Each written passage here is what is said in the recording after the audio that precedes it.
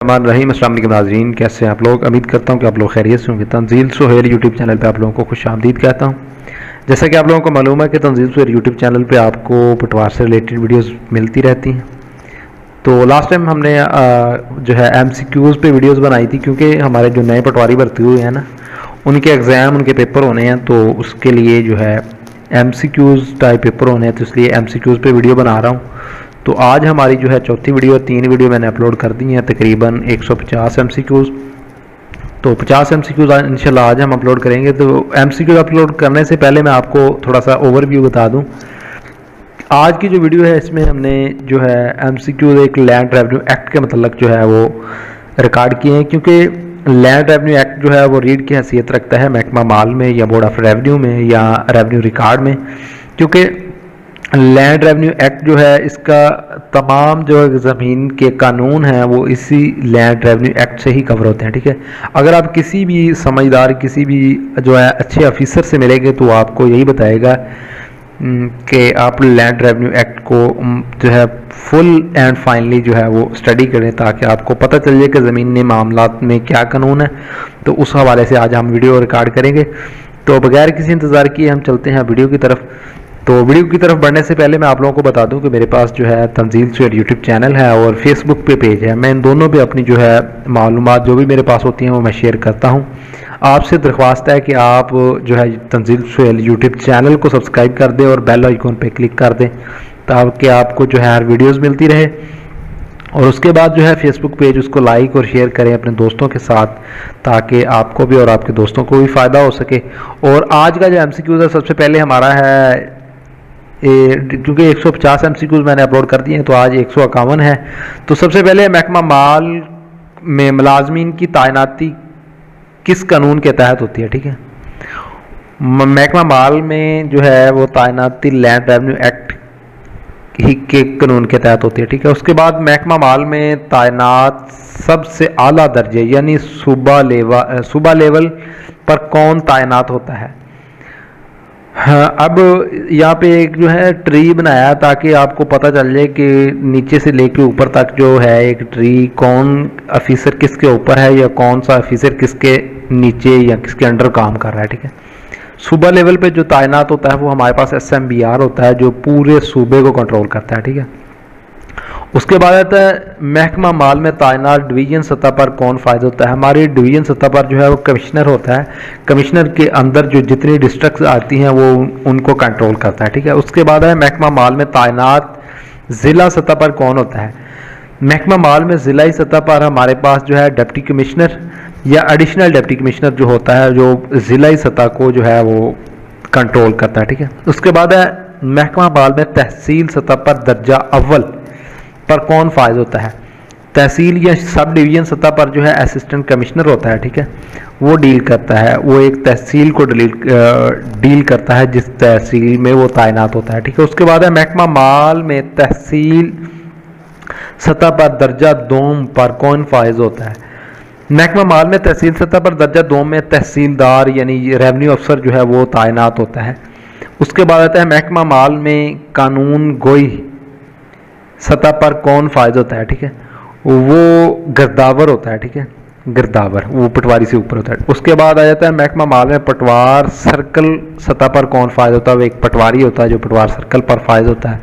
उसके बाद आता है महकमा माल मौजा सतह पर कौन फायज होता है। नंबरदार या लंबरदार इसको कहते हैं, कोई मलक भी कहते हैं, कोई इसको राइस भी कहते हैं, और ज़्यादातर नंबरदार या लंबरदार चलता है। ठीक है, और उसके बाद सवाल ये है कि महकमा माल में तमाम तैनाती अफसरान का मकसद क्या है, किस काम के लिए तैनात किए जाते हैं।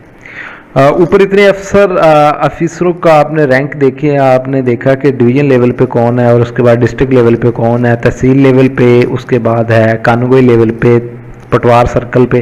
तो ये तमाम जो तैनात किए हैं बोर्ड ऑफ रेवेन्यू ने, तो इनका क्या मकसद क्या है। इनका मकसद ये है कि ज़मीनी रिकॉर्ड रखना और उसके बाद रेवेन्यू इकट्ठा करना, क्योंकि हमारा जो है बोर्ड ऑफ रेवेन्यू जो रेवेन्यू इकट्ठी करने का एक अदारा है जिसमें जो है ज़मीनी रिकॉर्ड रखा जाता है और उसके अलावा रेवेन्यू इकट्ठी की जाती है।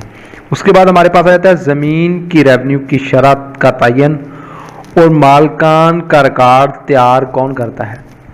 ज़मीन की जो ज़मीन पर जो टैक्स वगैरह लगते हैं या ज़मीन के जो है मामलात जिनमें टैक्सेस वगैरह होते हैं या मामला बयाना इस तरह के गवर्नमेंट की जो रिकवरी होती है उसका तयन कौन करता है और मालकान का रिकॉर्ड कौन रखता है, वो महकमा माल रखता है। ठीक है, महकमा माल यानी कि बोर्ड ऑफ रेवेन्यू। उसके बाद ज़मीन की तकसीम के मामलात किस कानून के तहत किए जाते हैं।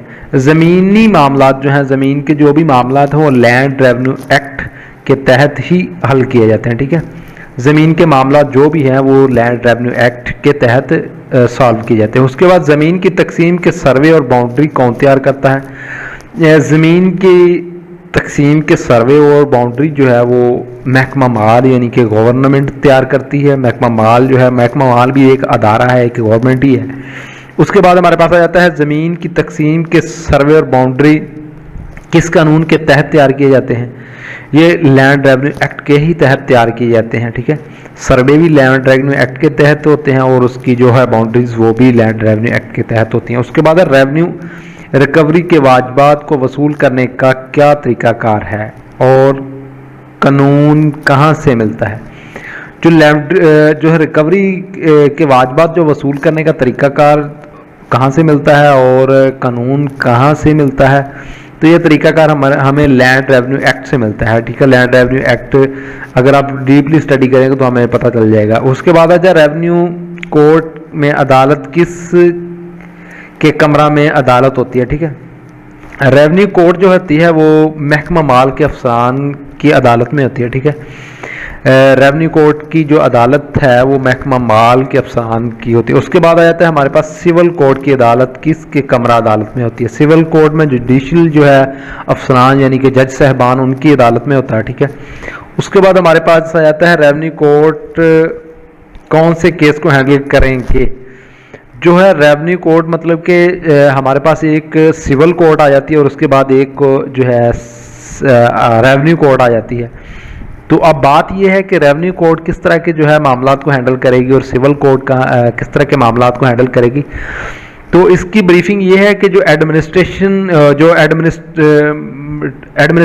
जो है गया ना जो फंक्शन है वो रेवेन्यू कोर्ट जो है वो करेगी। ठीक है, और जो जुडिशियल हो गए वो करेगी सिविल कोर्ट करेगी। ठीक है, जो एडमिनिस्ट्रेशनल फंक्शन हो गए वो रेवेन्यू कोर्ट जो है वो केस हैंडल करेगी। जो जुडिशियल हो गए वो मतलब कि सिविल कोर्ट करेगी। उसके बाद आ जाता है हमारे पास रेवेन्यू कोर्ट किस रेवेन्यू एक्ट के तहत केस डील करती है। रेवेन्यू कोर्ट हमेशा जो है लैंड रेवेन्यू एक्ट के ही तहत जो है वो कानून डील करती है। उसके बाद ज़मीन को आमतौर पर कितनी किस्म में तकसीम किया जाता है। ज़मीन को आमतौर पर 3 अक़साम में तकसीम किया जाता है। ज़मीन को आमतौर पर कौन सी अक़साम में तकसीम किया जाता है। ज़मीन को आमतौर पर जो है ज़रई ज़मीन में तकसीम किया जाता है। एक ज़रई ज़मीन है और उसके बाद दूसरी रहायशी ज़मीन, तीसरी कमर्शियल ज़मीन है। ठीक है, उसके बाद आता है हमारे पास रेवेन्यू कोर्ट किस तरह की ज़मीन के मामलात के लिए है। अच्छा, यहाँ पे जो है बात है ना, एक मैं आप लोगों को ये भी बता दूँ कि जो हमारी रेवेन्यू कोर्ट होती है ना, जो रेवेन्यू अदालत होती है वो सिर्फ ज़मीनी मामलात जो हैं उसको डील करती है और उसमें भी ज़मीनी मामलात में भी कुछ प्री डिफाइन है, उन्हीं मामलात को जो है वो समाअत करती है, उन्हीं मामलात के जो है वो डिसीजन देती है और बाकी जो मामलात हैं वो सिविल कोर्ट करती है। ठीक है, उसके बाद नीचे आ जाता है रेवेन्यू कोर्ट किस तरह के की ज़मीन के मामलात के लिए होती है। ज़रई ज़मीन की मामलात के लिए होती है। जो रेवेन्यू कोर्ट होती है ना वो ज़रई ज़मीन के मामलात के लिए होती है। ज़रई ज़मीन, रहायशी ज़मीन और कमर्शियल ज़मीन के मामलात, ज़मीन को मेंटेनेंस के तमाम मामलात किस कोर्ट का काम है। अच्छा, दूसरी बात यह है कि जो ज़रई ज़मीन है हमारे पास और रहायशी ज़मीन है और उसके बाद कमर्शियल ज़मीन है, इनके तमाम मामलात जो है मेंटेन के वो रेवेन्यू कोर्ट ही करती है। बाकी जो है मामलात जो है जुडिशल वाले वो जुडिशल जो है वो सिविल करती है। उसके बाद है अगर हमारे पास आ जाता है ज़मीन के मामलात में, यहाँ पे यार अलफ नहीं लिखा गया, ज़मीन के मामलात में ज़मीनी अंदराजात के मामलात हों तो किस कोर्ट से रजू किया जाएगा। अगर अंदराजात का मामलात हों तो वो आप रेवेन्यू कोर्ट से रजू करेंगे। और उसके बाद है अगर ज़मीन के मामलात में ज़मीनी तशख़ीस के मामलात हों तो वो किस कोड की तरफ रुजू करेंगे। अच्छा, उसके बाद आया था हमारे पास कि अगर ज़री ज़मीन के मामलात में ज़मीनी तशख़ीस के मामलात हों तो किस कोर्ट से रुजू किया जाएगा। अगर तशख़ीस के मामलात हों तो भी हमने जो है रेवन्यू कोर्ट को ही रुजू करना है। और उसके बाद हमारे पास आ जाता है अगर ज़री ज़मीन के मामलात में ज़मीन की तकसीम के मामलात हों तो किस कोर्ट से रुजू करेंगे। अगर ज़मीन की तकसीम के मामलात हों तो भी हम रेवन्यू कोर्ट से ही रुजू करेंगे। अगर ज़री ज़मीन के मामलात में सर्वे यानी कि सर्वे के मामलात हों तो किस कोर्ट से रुजू करेंगे, वो भी हम रेवन्यू कोर्ट से ही रुजू करेंगे। अगर ज़मीनी मामलात में बाउंड्री के मामलात हों तो भी हम जो है वो रेवन्यू कोर्ट से ही रुजू करेंगे। उसके बाद आता है अगर ज़री ज़मीन की तकसीम का मामला रेवन्यू कोर्ट समाअत कर रहा हो तो मलकियत का मामला हो तो मुकदमा सिविल कोर्ट में कितने दिन में फ़ाइल करना होता है। अगर जो है ज़री ज़मीन की तकसीम का मामला जो है वो रेवन्यू कोर्ट जो है समाअत कर रही हो तो उसमें मलकियत का मामला आ जाए तो वो सिविल कोर्ट को फॉरवर्ड कर देता है। तो सिविल कोर्ट में जो है 30 दिन के अंदर 90 दिन के अंदर अंदर जो है वो जो है मुकदमा दायर करना होता है। उसके बाद आ जाता है अगर मलकियत का मामला हो तो मुकदमा सिविल कोर्ट में 90 दिन में फ़ाइल किया हो तो रेवन्यू कोर्ट खुद सिविल कोर्ट को डिक्लेयर कर सकती है। यहाँ पे ना नहीं आना था, फाइल ना किया हो तो ठीक है, फाइल ना किया हो तो अगर मतलब कि जो है मामलात मलकियत के मामलात हों तो सिविल जैसे कि रेवन्यू कोर्ट ने ये कहा है कि आप जो है सिविल कोर्ट की तरफ रजू करें 90 दिन के अंदर अंदर। अगर 90 दिन के अंदर अंदर वो सिविल कोर्ट रजू नहीं करते तो फिर वो रेवन्यू कोर्ट में आ जाते हैं। तो रेवन्यू कोर्ट खुद को सिविल कोर्ट डिक्लेयर कर सकती है, खुद को डिक्लेयर करके तो वो फैसला दे सकती है। और उसके बाद आता है रहायशी ज़मीन और कमर्शियल ज़मीन के तमाम मामलात के किस कोर्ट की समाअत में कोर्ट होंगे। ठीक है, और इसमें यह कहा कि अगर रहायशी और कमर्शियल ज़मीनी मामलात हों तो किस कोर्ट की तरफ रुजू करना होगा, वो हमें सिविल कोर्ट की तरफ रुजू करना होगा। जैसे मैंने आपको बताया था कि जो हमारे पास रेवन्यू कोर्ट है वो एक तो सिर्फ जो है ज़रई ज़मीन को किस जो है केस वो समाअत करेंगी और उसके बाद वो भी मखसूस हैं। अगर अंदराजात हैं या तशख़ीस है या तकसीम है या सर्वे है या बाउंड्री है तो ये काम कर सकती है जो रेवन्यू कोर्ट, और बाकी जो मामला था वो सिविल कोर्ट ही हैंडल करेगी। और उसके बाद आया था हमारे पास जो है लैंड रेवन्यू एक्ट के मुताबिक ज़रई ज़मीन में टैक्स की शरह किस शरह से होगा। जो है हमारे पास लैंड रेवन्यू एक्ट के मुताबिक जो ज़रई ज़मीन की पैदावार यानी साफ़ी आमदनी जो है उसके मुताबिक जो है टैक्स जो है लगाया जाएगा। मतलब कि अगर एक बंदा जो है वो 100 मन जो है वो पैदावार ले रहा है लेकिन उसका प्रॉफिट जो है वो 20 मन है, और एक बंदा है जो वो 70 मन ले रहा है पैदावार और उसका प्रॉफिट 30 मन है, तो जो 30 मन है उस पे लगेगा और 20 मन वाले को 20 मन पे लगेगा। ठीक है, उसके बाद है रहायशी ज़मीन के तमाम मामलात किस कोर्ट से रुजू हो गया, ये हो गया। उसके बाद आता है बलूचिस्तान में पैमाइश का पैमाना क्या चलता है। बलूचिस्तान में जो है बेसिक पैमाने वो फुट चलता है और रोड, उसके बाद पोल, ये पैमाने चलते हैं बलूचिस्तान में। उसके बाद है रेवन्यू रिकॉर्ड में नंबर खसरा तब्दील होता है या नहीं। या रेवन्यू रिकॉर्ड में नंबर खसरा है जो है वो तब्दील नहीं होता कभी भी, बाकी जो है तब्दील होते रहते लेकिन नंबर खसरा कभी भी तब्दील नहीं होता। रेवन्यू रिकॉर्ड में ज़रई ज़मीन की सबसे ज़्यादा पहचान किससे होती है। रेवन्यू रिकॉर्ड में ज़रई ज़मीन की सबसे ज़्यादा पहचान जो है वह नंबर खसरा से होती है। और उसके बाद आता है रेवन्यू रिकवरी की वो रकम जो मुकर्रर तारीख में अदा ना हो सकी हो, इसको क्या कहते हैं। जो रिकवरी की रकम जो है वो अदा नहीं करता उसके एरियर यानी कि वाजिबात या वाजिबुल अदा कहते हैं। वो बंदे की तरफ से वाजिबुल अदा होगा और महकमे की तरफ से वाजिबुल वसूल होगा। ठीक है, और उसके बाद आता है जो बंदा वाजिबात मुकर्रर तारीख के बाद भी अदा नहीं करता तो उसको क्या कहते हैं, उसको डिफ़ाल्टर का नाम दे दिया जाता है। जो बंदा वाजिबात जो है मुकर्रर तारीख के बाद भी अदा नहीं करता। और उसके बाद आता है रेवन्यू रिकवरी में के लिए टैक्स लगाने के लिए ज़मीन की वैल्यू टैक्स की शरह का तयन करना कहलाता है तशखीस। जो मतलब कि रेवेन्यू रिकवरी के लिए जो है टैक्स लगाने के लिए ज़मीन की वैल्यू और टैक्स की शरह लगाने का जो तयन किया जाता है उसको तशखीस कहते हैं। उसके बाद आता है मुख्तलिफ एरिया में एक ही तशखीस साबित हो तो इसको क्या कहते हैं। अगर 2 से 3 एरिया हैं उनमें जो है मतलब कि वैल्यू या टैक्स की जो शरह है वो सेम है तो एक ही तशखीस साबित हो तो उसको हम तशखीस का सर्कल कहते हैं, ठीक है। उसके बाद आता है एक ऐसा बंदा जो पटवारी के लीगल मामलात में पटवारी की मदद करेगा, इस क्या कहलाता है, ठीक है। वो कानगो होता है, जो गिरदावर होता है ना वो वही होता है कानगो। उसके बाद ज़मीन की आमदन का साफ़ी हिस्सा, इसको क्या कहते हैं, ज़मींदार की जो है आमदनी का साफ़ी हिस्सा, इसको नेट एसेट कहते हैं, ठीक हो गया। उसके बाद आता है सूबा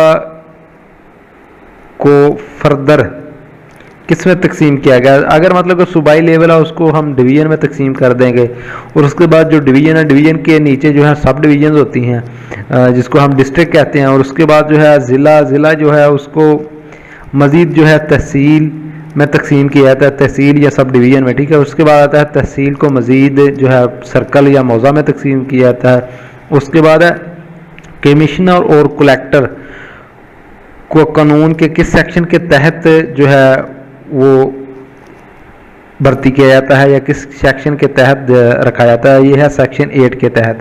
उसके बाद एडिशनल कमिश्नर और एडिशनल कलेक्टर तैनात किए जा सकते हैं कानून के किस सेक्शन के तहत। जो एडिशनल कमिश्नर या एडिशनल जो है क्या उसे कहते हैं कलेक्टर, वो सेक्शन 9 के तहत जो है वो तैनात किए जाते हैं। और उसके बाद असिस्टेंट कमिश्नर कानून का कौन सा सेक्शन डील करता है, असिस्टेंट कमिश्नर का कानून का 10वां सेक्शन डील करता है। और उसके बाद तहसीलदार को कानून का कौन सा सेक्शन डील करता है, वो है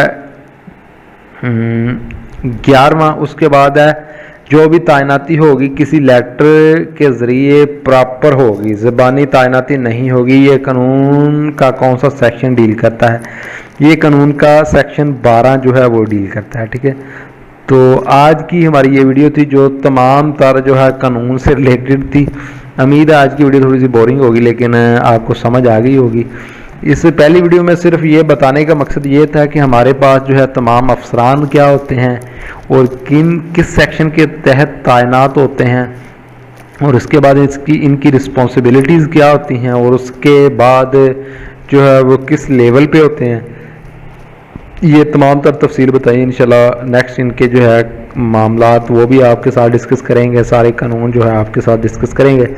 उम्मीद है कि आप लोगों को आज की वीडियो पसंद आई होगी। अगर आज की वीडियो में कोई भी आपको कन्फ्यूजन है तो आप जो है तंजील सुहेल यूट्यूब चैनल पे जो है अपना कमेंट पोस्ट कर सकते हैं, मैं इंशाल्लाह उसका ज़रूर रिप्लाई करूँगा। तो बाकी अपनी दुआओं में बहुत सारा याद रखिएगा। पेपर की जो है वो तैयारी करें, इसमें से तकरीबन 9 से 10 पेपर जो हैं वो लैंड रेवेन्यू एक्ट में से ही आएंगे।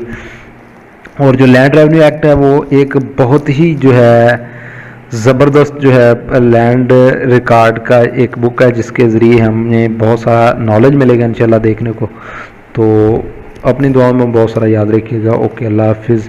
इंशाल्लाह मिलते हैं नेक्स्ट वीडियो में।